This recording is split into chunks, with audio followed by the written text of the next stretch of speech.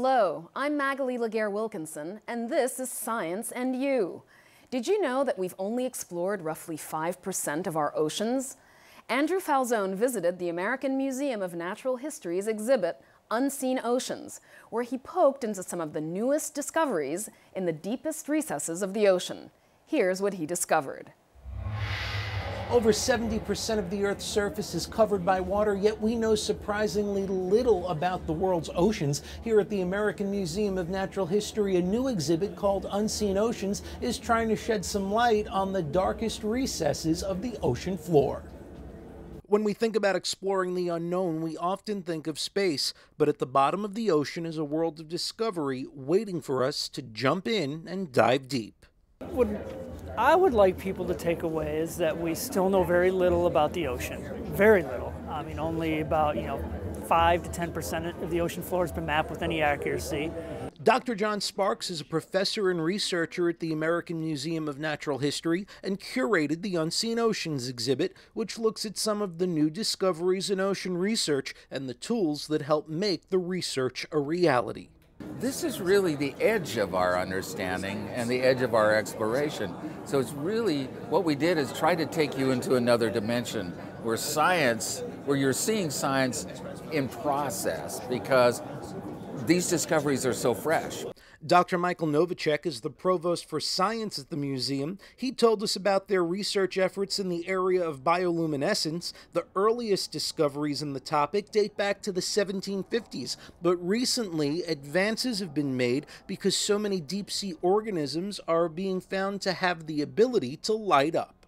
We didn't know that all these organisms under the sea had this capability for bioluminescence or biofluorescence, that these were creatures of light. This was a new discovery made by our scientists. They're turning into new species much more rapidly than those that don't. So a big finding for us was that bioluminescence is tied with increased diversification, and that hadn't been known before, so that is kind of a new finding for us, and we were pretty excited about it. The exhibit goes beyond highlighting scientific discoveries and gives visitors a unique look at some of the tools used to make sense of those discoveries. You can pilot a research submarine or look through the lenses of special cameras that allow scientists to see through the murky depths. Another cool tool on display are these squishy fingers, which are a joint project between the museum, CUNY professor David Gruber, and Harvard University. Traditional submersibles have like that hard robotic arm. It's steel, and it's terrible for collecting anything but chunks of rock, maybe hard coral. And we were very frustrated that we couldn't collect soft-bodied organisms. So the lab at Harvard that's developing this is a robotic lab. Started working with them on what we would need, and it's basically soft fingers that wrap around very gently these deep-sea creatures like sea cucumbers or other soft-bodied things, and we can catch them without basically tearing them apart, which usually happens. The exhibit also features a giant screen that allows you to come face-to-face with some of the ocean's biggest creatures and some of the smallest creatures like phytoplankton, which form the foundation of the ocean's food chain. They've been supersized to help visitors better understand them. Without plankton, particularly phytoplankton, we cease to exist. And I don't think most people know that, how it's all tied in. The Unseen Oceans exhibit will run until January 6th of 2019. I'm Andrew Falzone for Science and You. We've all heard about the dangers of concussions in professional sports. But what's the risk for children getting into sports? Sarah Foodie met someone who experienced a sports concussion in the 7th grade. Here's his story. From Hollywood to the NFL, we've heard a lot about head trauma among adult athletes. But what about sports-related brain injuries in kids? It's a growing epidemic, and the CDC indicates that the amount of reported concussions has doubled in the last decade. We talked to an expert to learn more. So here, we're a brain injury research center. So we do research on clinical interventions that can help people living with brain injury now, and we do research to better understand the long-term outcomes after traumatic brain injury. In terms of the research, we know that the most common sport where head injuries occur is football for men, and for women, it's soccer. So I guess it's true to say that a lot of the injuries that we see are associated with contact sports. I think it is important to point out, though, that not all sports-related concussions happen in contact sports. I love it when I can tell a parent with total confidence that they have nothing to worry about. that's not always the case. We visited one family in New Jersey who knows about head trauma firsthand. My husband was a serious cycle racer, and so we have these strong boys. Both of them have done, 20 different sports. I was playing hockey. I was in 7th grade. It was towards the end of the game. I went to chase the puck, and the opponent hit me. We had a helmet-to-helmet hit. I then fell backwards and landed on my head. We knew for sure the next morning that he wasn't well because he had all the classic concussion symptoms. We really figured at that point it was going to be a matter of days or weeks. And he was in such bad shape. He couldn't really walk without holding onto the walls. He couldn't read, and he was so confused, and he was moody. And weeks and weeks are going by, and then it's months. In rare cases, sports injuries in kids can be very dangerous and can be life-threatening. I would say that most sports-related concussion involves what we would consider an uncomplicated, mild traumatic brain injury. We don't necessarily expect there to be any long-term consequences. This is going to blow your mind, but this is an ex vivo scan. So this is a brain removed from the skull of a dead person. Right now, we don't know who's going to develop CTE, who's not, who's going to develop post-traumatic neurodegeneration, who's not. What we want to do is we want to be able to learn what are the clinical signatures, what are the things that we can see while a person is living that are associated with that type of pathology, so that we can identify the people at risk while they're still alive. This is a really active area of research, and a lot has been changing in terms of standard clinical practice surrounding how we deal with a sports concussion, how we deal with a traumatic brain injury in kids. The guidance right now is really rest first and foremost. Oftentimes, the most devastating consequences can happen when a child who sustains a sports-related concussion goes back to sport too soon. Kenny spent 4 long months out of school after his hockey injury. I couldn't really do much. I wasn't allowed to watch any TV. So for the most part, I just sat on the couch and listened to jazz. And when his doctors felt he was finally ready to get back in the game, his parents insisted on a big change. I was not allowed to play helmet sports ever again. I do wish I still played, but then I am happy with the choices I've made since then. At Montclair High School, we were lucky enough to have a very competitive rowing team that my parents convinced me to join. So this is my world's medal.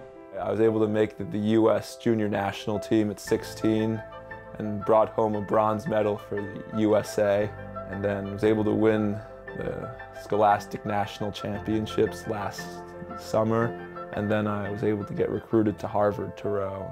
I'll be attending Harvard next fall. So this is my official certificate of admittance. We could, I suppose, have all of our children walk around wearing in an enormous bubble so that they never get injured. But that would be a very limited life, and sports participation has huge, huge positive advantages for kids. I think that what it comes down to is providing families with the information that they might need to make an informed decision that's best for their family, for their child. And now it's time for our science fact of the month. Did you know that the cornea does not receive oxygen and nutrients from blood vessels? Instead, it receives the necessary nutrients from tears and the aqueous humor, the thick, watery substance between the cornea and the lens. And there you have it, your science fact of the month. We've heard about composting food scraps and living a more sustainable life on this program before. Now we're joined by Dr. Gail Barnes, a technology and sustainability expert, about another type of composting. Dr. Barnes, thanks so much for being with us.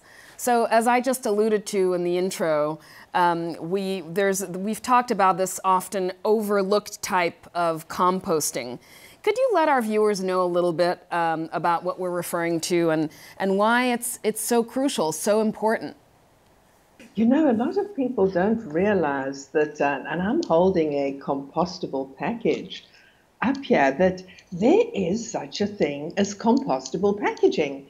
And, you know, these are real products that are packed in compostable packaging, which are just as compostable as food scraps or oranges or, your fruit peels and stuff that you are putting into the garbage. And it's a really good way if one wants to take personal responsibility for waste.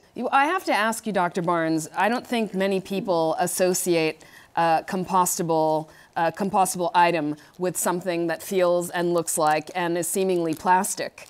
What is so unique about this Tippa bag?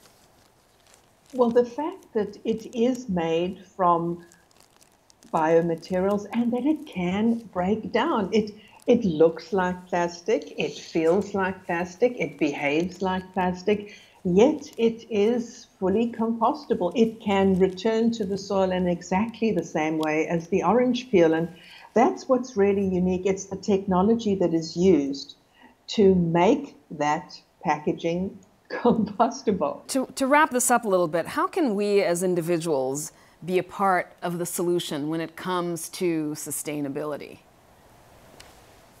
How can we go greener, become green?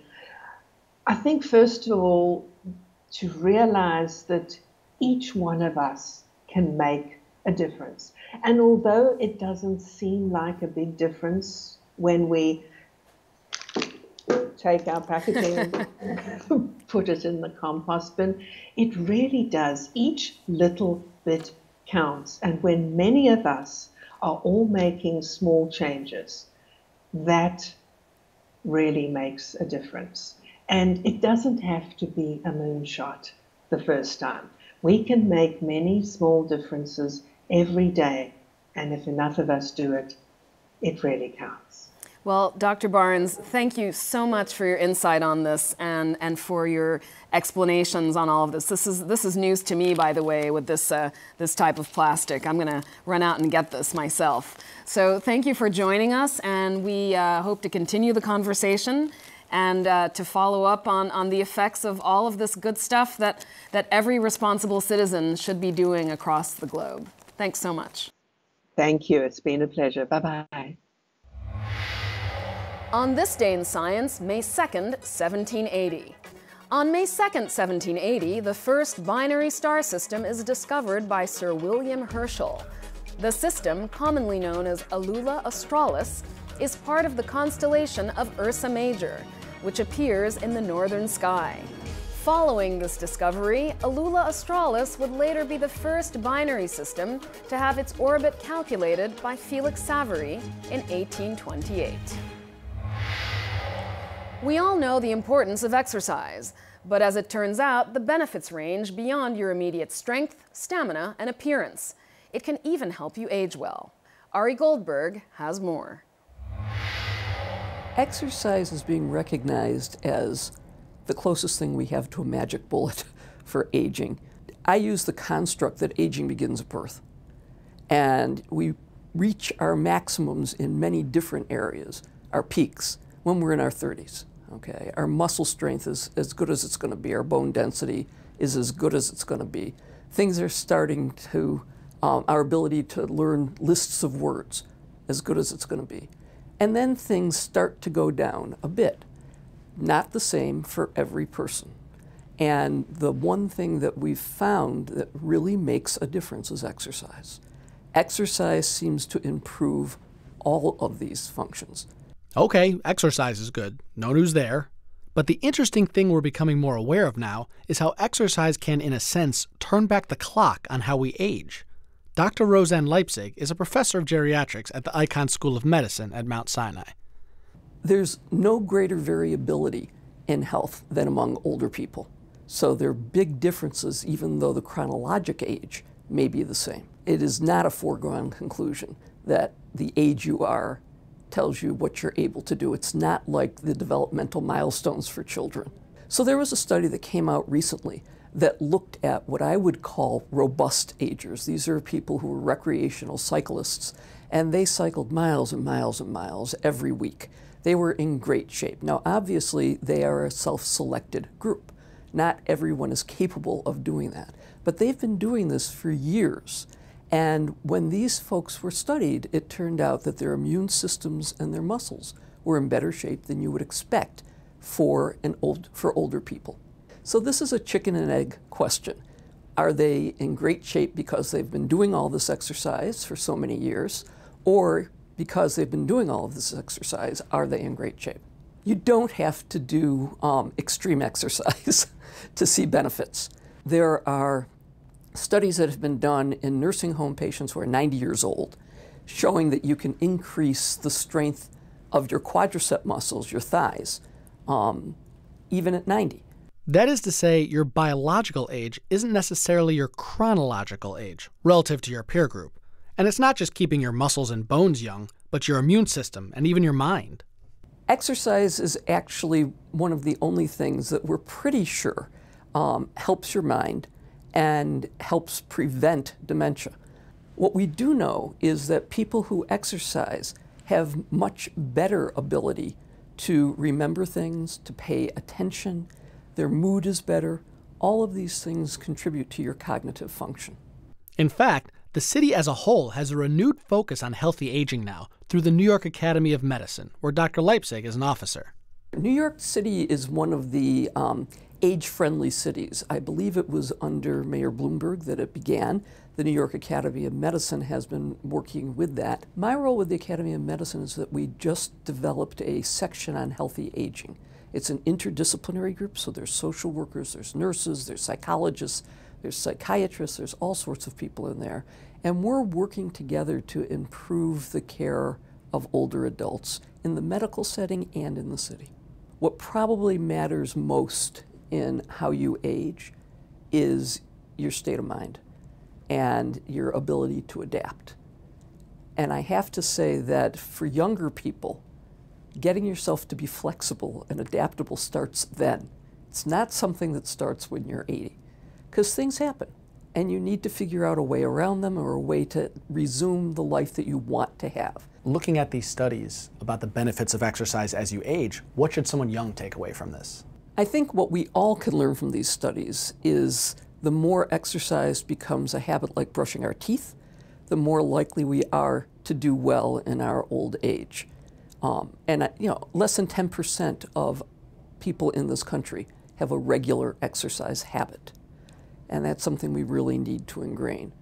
You don't need to be doing marathon bicycle races, but I think, going to the gym a few times a week, making it your habit that you're going to walk at least 30 minutes a day, counting your steps, whatever it is that you enjoy. I mean, don't do it if you're going to be miserable. There's no point to that. But do something that you love. Find what it is that's your passion and do it. But cultivate it when you're younger and keep it going. We can't slow down aging, but maybe we can slow down its effect on us. For Science and You, I'm Ari Goldberg. Shingles is a devastating virus that usually strikes people in middle age or older.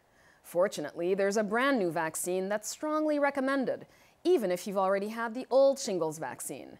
Donna Hanover takes us to get the shot. There's a new vaccine to prevent zoster, also known as the dreaded shingles. The varicella-zoster virus, VZV, initially causes chickenpox, then hides in our nerves forever. As we age, our immune systems weaken to the point where they can't fight against the virus when it reactivates, so it comes roaring back as shingles. Dr. Ann Gershon at Columbia University has studied this virus for decades. It can go down the nerve and go to the skin, where it causes a rash. And typically, with shingles, the rash is only on one side of the body. She says shingles may cause blindness, ulcers, and fiery, excruciating pain that can last for years. One of the things that we really fear about shingles is that it causes something called post-herpetic neuralgia. What happens is that it begins to hurt in the area where the rash was, and the pain may be excruciating. And it feels like burning or boring and is often continuous. It just goes on and on and on. I have had a friend whose husband had it, and it was in the 3rd year And he finally jumped off a balcony. In 2006, doctors started using a vaccine to prevent shingles called Zostavax that boosted immunity by giving people a weakened version of the virus. But it only works in about 50% of the people who get the shot. Another problem? The immunity does begin to wane or get lower after about 4 or 5 years, and by 8 years, the vaccine has stopped working. A new vaccine called Shingrix was just recently approved and recommended by the Food and Drug Administration and the Centers for Disease Control. Even if you've had the old vaccine, doctors want most people age 50 and above to get this new one because it gives so much protection. Shingrix is an artificially made form of VZV that is not infectious. So there's no live virus in there. There's just the part of the virus that stimulates immunity. And it has also in it something called an adjuvant, which is an extra substance that improves the immune response. And that's probably the key to why this vaccine is so good. When given to people between the ages of 50 and 70, almost 100% of these people will be protected from shingles. It's at least in the first year after they've received the vaccine, which is staggeringly good for a vaccine. And tests show 85% of people are still protected 5 years later. That's all pretty persuasive, so I decided to get the Shingrix vaccine myself. I was asked about any current illness or allergies by CVS pharmacy manager Judith Chow, then she prepared the shot. It's an intramuscular shot. I have to go right around here, so I'm going to actually raise up your sleeve. You comfortable? Mm-hmm. Just going to clean off the area a little bit. Relax your arm. There you go. That's it? Is that really it? That was it. Scientists think VZV virus in the nerves may actually come out of latency during our lives more often than we know, and our immune systems just slap it down. But when you get old, your immunity falls. That actually is me, the wrist of a stressed out 71-year-old physician. That's you? That's me. So you had shingles? Oh yeah, I've had shingles twice. What are the downsides to the new vaccine? It requires 2 doses, and you may feel a little nauseous or achy for a day or so. As more people get the vaccine, scientists will be on the lookout for any rare side effects. And whether or not you've had a vaccine, Dr. Gershon urges anyone who thinks they may have shingles to see a doctor immediately. A message I really want to get across to people is that if you think you have shingles, you should go to your doctor, because if it is shingles, then the doctor can prescribe an antiviral medication which will make the shingles milder. Meanwhile, what is her bottom line on the new vaccine? I think it's very important that people get this vaccine. As for me, well, it wasn't too bad. And because the Shingrix vaccine requires a second shot, I'll be coming back in 2 to 6 months for the second dose. I'm Donna Hanover for Science and You. When you think of the Girl Scouts, what comes to mind? Maybe Thin Mints cookies or badges. Well, there's a lot more going on, including getting young girls excited about STEM: science, technology, engineering, and math. Carol Ann Riddell has more. This Brooklyn Brownie troupe has a critical mission underway. We're building the arm of the robot, and I think next we gotta do the brain. What will the brain do?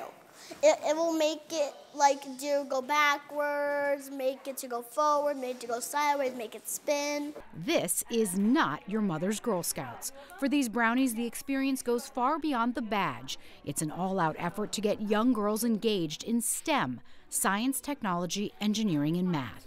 We wanted to encourage the girls to think about things other than what girls might traditionally be geared towards. Engineering and the sciences are so important in today's economy, and I know I'm thinking ahead for our girls, but I really wanted them to feel comfortable with it. And I thought, what a great way to feel comfortable with science and engineering than to build a robot. All the girls here love Legos, and what it really is Legos added with a computer overlay. I like science because I like seeing if things work. But for too many girls, that early enthusiasm doesn't seem to translate into the workforce. Take a look at these numbers. Women make up 47% of the total U.S. workforce, but are much less represented in some science and engineering occupations. For example, 39% of chemists and material scientists are women. Only 15.6% of chemical engineers are women. And that drops to just more than 8% when it comes to electrical and electronics engineers. STEM careers are growing. It's definitely in all STEM fields they're growing, and we want to prepare our girls for that workforce when they get older. The Girl Scouts have done research of their own. It finds girls like STEM topics. An overwhelming 74% of teen girls say they're interested in STEM. So what are some of the potential gender barriers? More than half of girls, 57%, say girls their age don't typically consider a career in STEM. And almost half say they'd feel uncomfortable being the only girl in a group or class. One way to beat those obstacles? Start early, before ideas of what girls can and can't do take root. Girls can do anything, they can be anybody, and when you catch them now, I think it's such a perfect point because they're so curious about everything. I already planned that I wanted to be a geologist. In addition to robotics, the Girl Scouts are offering programs like web design and digital movie making. We close our half hour with an update on all things science. Last month, NASA launched the Transiting Exoplanet Survey Satellite, more commonly known as TESS. This satellite is expected to find thousands of new exoplanets orbiting nearby stars using 4 unique wide-field cameras to map 26 sectors of the sky over a 2-year span. Researchers in Switzerland have developed a way for early warnings in the 4 most common cancer diagnoses. This early warning system is an implant under the skin that detects the blood calcium level. If the calcium level reaches a specific limit, the implant triggers a change in pigmentation, which forms a brown mole. This mole is supposed to form long before the cancer would be detected by other conventional cancer screenings and diagnoses. A crack in Kenya's Rift Valley is providing greater evidence that the continent of Africa is beginning to split. After periods of heavy rain and seismic activity, a large crack about 50 feet deep and 50 feet wide formed. Africa sits on 2 tectonic plates, the African plate, which contains most of Africa and parts of the Atlantic Ocean, and the Somali plate, which contains about half of Africa's east coast, Madagascar, and South Africa. The rift between the plates is about 1,800 miles long, and while a complete break is not expected for tens of millions of years from now, Somalia, parts of Kenya, Ethiopia, and Tanzania will form its own landmass in the Indian Ocean. That's our show for today. Thanks so much for joining us. I'm Magalie Laguerre-Wilkinson, and we'll see you next time on Science and You.